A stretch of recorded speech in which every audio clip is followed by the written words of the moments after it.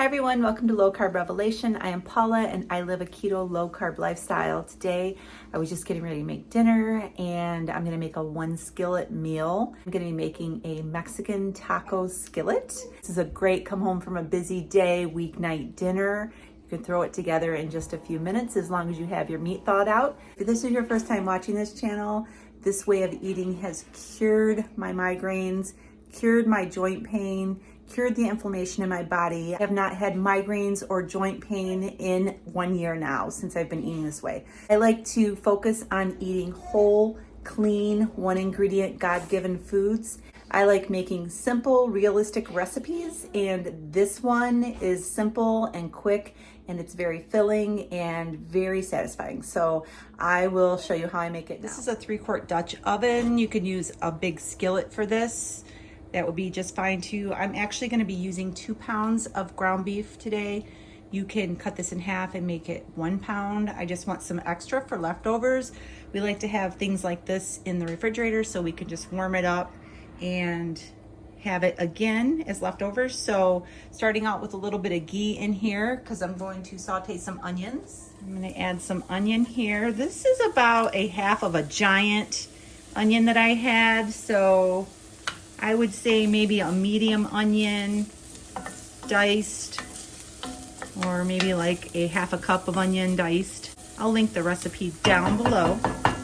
Saute the onions for maybe 3 minutes, and then I'm going to add my ground beef to this. I'm also going to add a little bit of salt to the onions. Help sweat them out a little bit. I'm going to be adding 2 pounds ground beef to these onions. All right, and I'm just going to spend a few minutes browning this ground beef, and I will be back.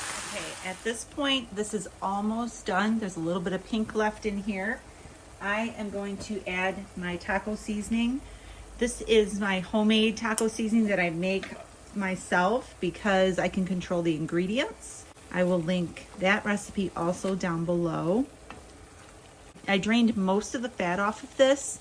I left a little bit, and instead of adding water to this with the taco seasoning will absorb some of the fat. We're gonna let this cook for another minute or two until the meat is no longer pink.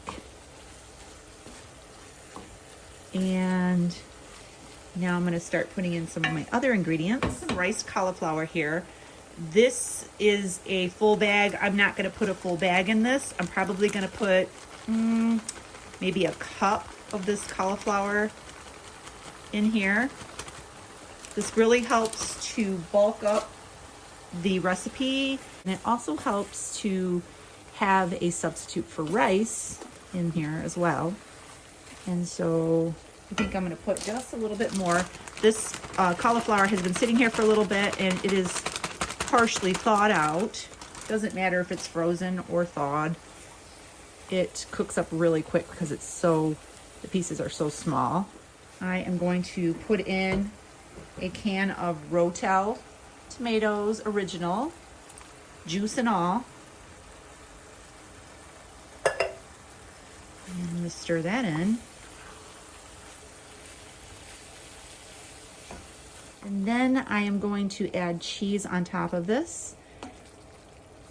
I like Munster cheese on top of my tacos. I had some sliced Munster cheese and I just cut it all up into pieces. And so I am just using this chopped up Munster cheese to put on top. You could use Mexican cheese. You could use Monterey Jack, pepper jack, whatever kind of cheese you want to use.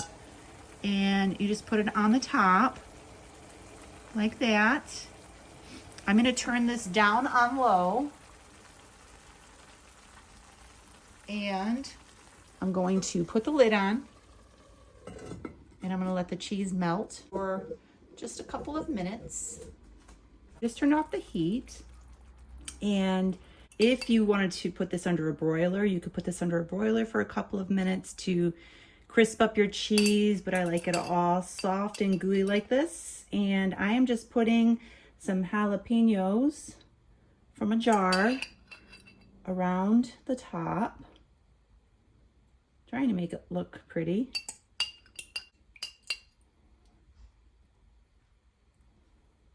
This is all ready to serve up. I put some in a bowl and I'm going to show you how I top this. So here is my cheesy taco bowl, and all I did was top this with a little bit of sour cream, a little chopped cilantro, and some guacamole. And this will be a very delicious meal. Look at that cheese.